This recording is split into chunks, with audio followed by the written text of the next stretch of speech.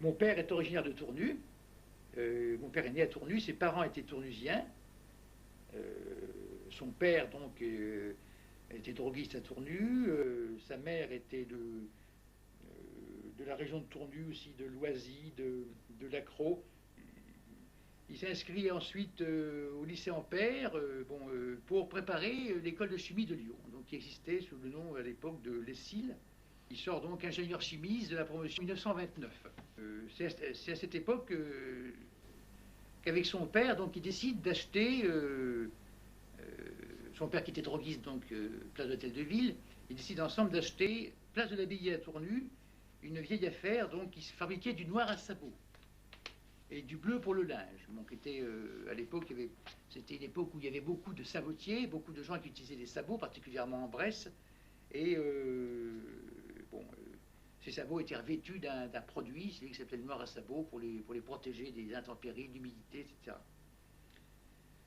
Cette époque, cette affaire donc, de Place d'Abbaye occupait à cette époque un seul ouvrier, Marcel Neufly, qui était bien connu à Tournu, et qui a eu une grande importance, si vous voulez, dans le démarrage des affaires de mon père.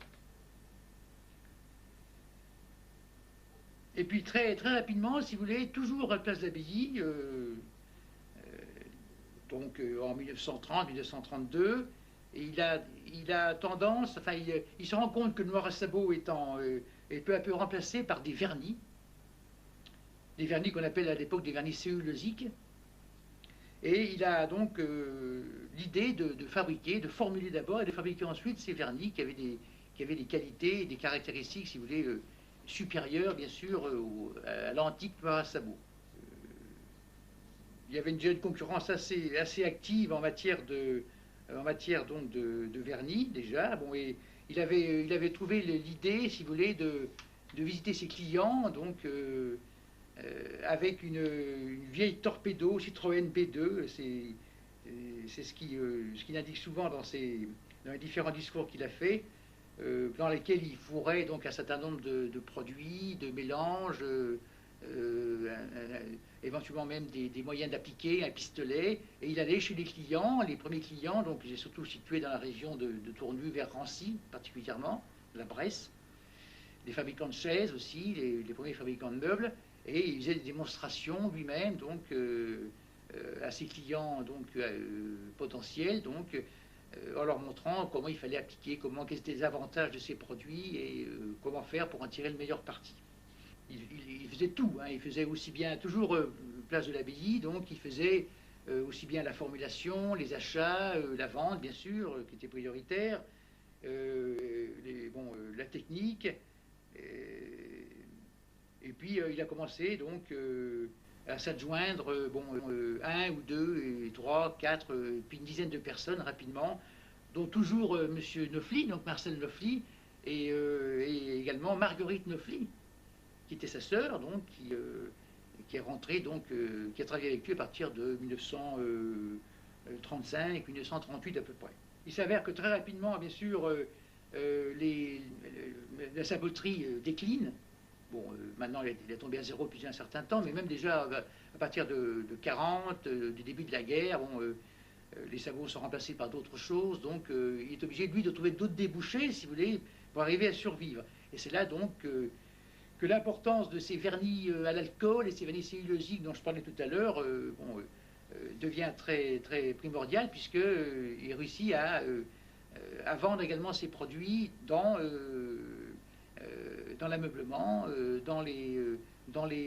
chez les fabricants de chaises, donc dans la région, je disais tout à l'heure, d'abord de Saône-et-Loire, Rancy particulièrement, et puis petit à petit, si vous voulez, dans le Jura, il a commencé à prospecter le Jura, l'Ain également, et un petit peu le Doubs. Il y a une date qu'il faut retenir pendant cette période, c'est 1936, puisque c'est une date importante. C'est à cette date, c'est cette année-là qu'il a acheté avec son père donc un terrain à Beau-Soleil, donc de 2 hectares, où était construit donc petit à petit Vernis Bouvet, Société des Vernis Bouvet. Et c'était évidemment une période très difficile, c'était la période de la guerre, et il y avait très peu de matières premières, si vous voulez, on ne pouvait pas s'approvisionner, et il est obligé de trouver des artifices, d'autres débouchés en quelque sorte pour survivre. Et c'est là qu'il a lancé le fameux vernis à ongles Clips, qui était bien connu pendant pas mal d'années, et ce qui a permis d'occuper le personnel, bien sûr, et de développer un petit peu le chiffre d'affaires.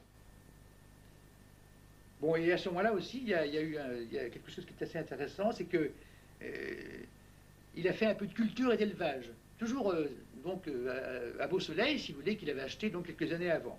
Il a fait un peu de culture et d'élevage, de porcs, de volailles particulièrement, ce qui permettait au personnel de pouvoir se nourrir, hein, parce qu'à l'époque, il y avait quand même évidemment des problèmes d'alimentation, et en même temps de faire des échanges contre des matières premières. Puis petit à petit, quand même, les choses reviennent à peu près d'aplomb, si vous voulez, au niveau d'avant-guerre, à partir de 48, 49, vous voyez, 50. Et c'est là que donc il embauche Mlle Thibert à l'époque, donc en 48 à mi-temps, donc au salaire minimum, dit-il, qui très rapidement, donc grâce à ses aptitudes et à ses compétences, devient directrice commerciale. Et il va devenir un cadre extrêmement important donc de l'affaire.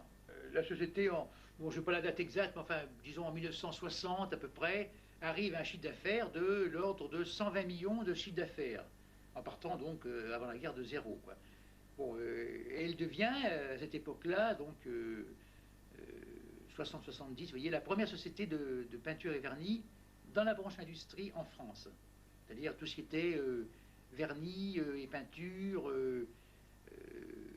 pour le bois particulièrement, qui était également des lacs et des peintures pour l'industrie, pour le métal, support métal particulièrement. Et puis également une troisième activité qui était créée un petit peu après, les vernis pour art graphique, c'est-à-dire pour les papiers, les cartons, les enveloppes de disques, les cartes à jouer, ce genre de support, si vous voulez. Et puis, petit à petit, donc, on approche d'une période qui va être critique, qui va être très difficile, c'est la période des chocs pétroliers. Donc en 1980, 78, 80, 83. Et mon père, à ce moment-là, commence à se poser des questions.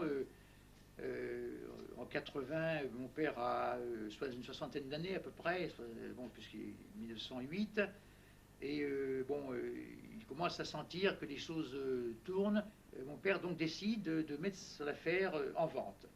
Il commence à faire contacter donc un certain nombre de sociétés donc qui étaient des acheteurs potentiels. Ça a mis un certain temps, ça a mis 2, 3, 4, 5 ans, plus exactement. Et finalement, donc, ça a fini par aboutir avec une société étrangère. Donc, on est passé. Mon père a presque réussi à vendre une société française à l'époque. Ça n'a pas marché parce qu'il y a eu finalement un refus du ministère des Finances au dernier moment.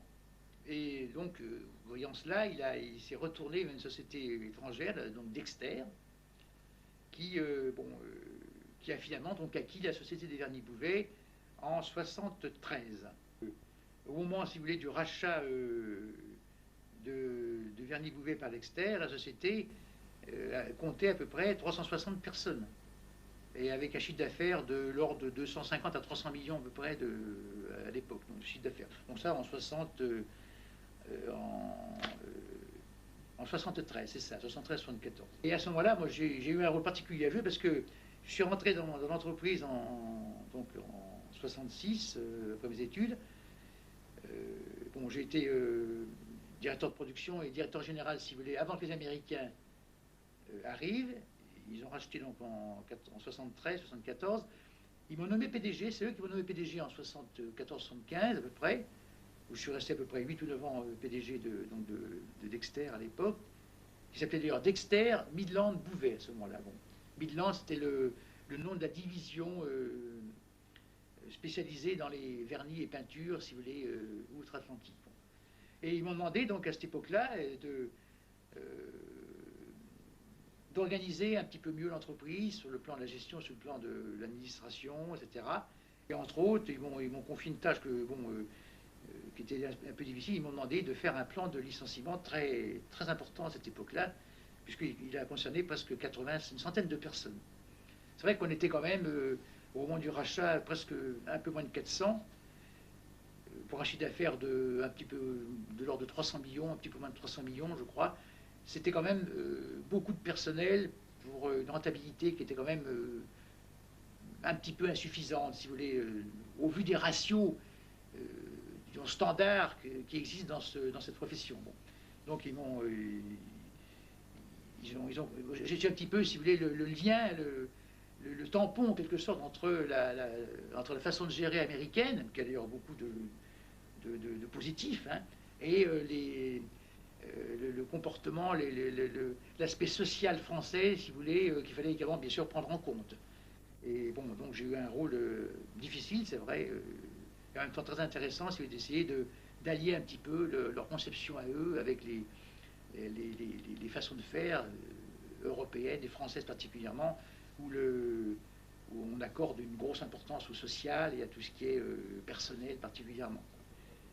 Les choses ont beaucoup changé. Bon, l'état d'esprit n'était plus le même. Bon, c'était une entreprise, si vous voulez, vraiment purement anglo-saxonne, en France, mais anglo-saxonne, avec un état d'esprit très, très particulier. Et j'ai eu quand même un certain nombre de contacts avec pas mal de mes anciens collègues qui regrettaient, et qui regrettent toujours d'ailleurs maintenant, si vous voulez, le temps de Verny-Bouvet, où il y avait quand même il y avait particulièrement une ambiance, une humanité, une chaleur, un esprit d'équipe, une cohésion, si vous voulez, qui était assez remarquable. Il y a eu un certain nombre de conflits, c'est vrai, pendant toute cette période-là, entre les syndicats, qui étaient relativement importants et forts, chez Verny-Bouvet, et la direction, mais ça s'est toujours passé d'une façon finalement positive. On en a tiré, on a construit quelque chose, si vous voulez, de par ces affrontements qu'il y a eu à différentes reprises de la vie de Verny-Bouvet. Il est sorti quelque chose de positif pour le personnel et pour le social, et par voie de conséquence pour l'entreprise elle-même. C'est ça qui est, je crois, qui est peut-être une des leçons premières que je tirerais de cette période donc, où j'ai